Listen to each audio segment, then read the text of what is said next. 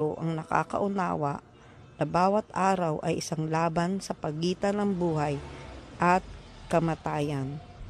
Karamihan sa mga espiritual at relihiyosong institusyon, guro, mistiko, filosofiya at kaalaman ay hindi nagbibigay ng tiyak at panghabang buhay na solusyon upang makalaya mula sa pagsilang, sakit, katandaan at kamatayan.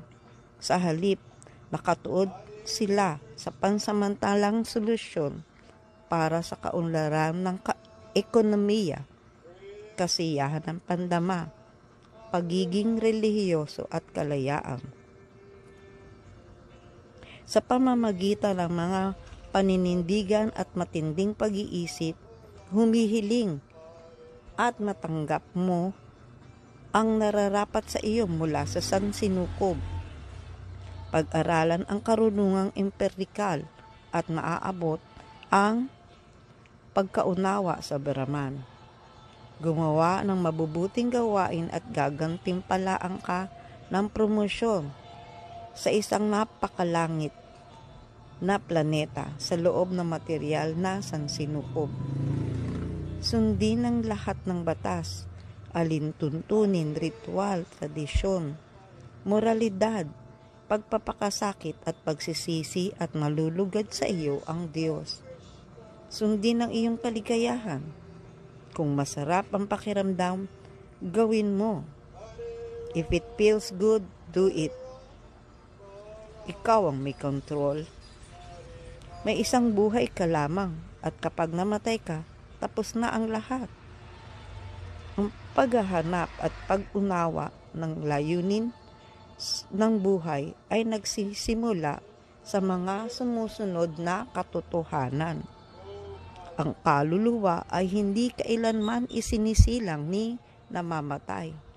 Hindi rin ito kailanman mawawala sapagkat ito ay hindi ipinanganak, walang hanggan, hindi nagbabago at walang kamatayan. Hindi ito napapatay kapag ang katawan ay napapatay. Bhagavad Gita chapter 2.20. Mula sa pinakamataas na planeta, sa materyal na mundo hanggang sa pinakamababa, lahat ay mga lugar ng paghihirap kung saan nagaganap ang paulit-ulit na pagsilang at kamatayan. Ngunit ang sinumang makarating sa aking tahanan, o anak ni Kunti, ay hindi na kailanman muling isisilang. Bhagavad Gita chapter 8.16. Sa maraming libu-libong tao, isa lamang ang maaring magsikap para sa pagiging perpekto, at sa mga nakaabot na sa pagiging perpekto, iilan lamang ang tunay na nakakakilala sa akin. Ang Bhakti Yoga ang nagliligtas sa akin mula sa pagkakagapos sa material na dimensyon. Ang sinumang sumusunod sa walang hanggang landas ng paglilingkod na may debosyon at lubos na nagpapasuko ng sarili ng may pananampalataya, itinuturing akong kanyang pinakamataas na layunin. Siya ang napakamahal sa akin. Bhagavad Gita 12.20.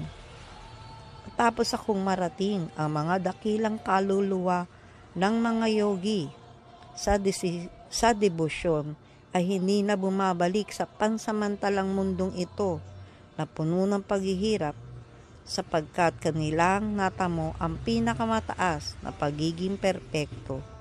Bhagavad Gita 8.15. Ang unang hakbang sa Bhakti Yoga ay ang pakikinig sa mga transcendental na tunog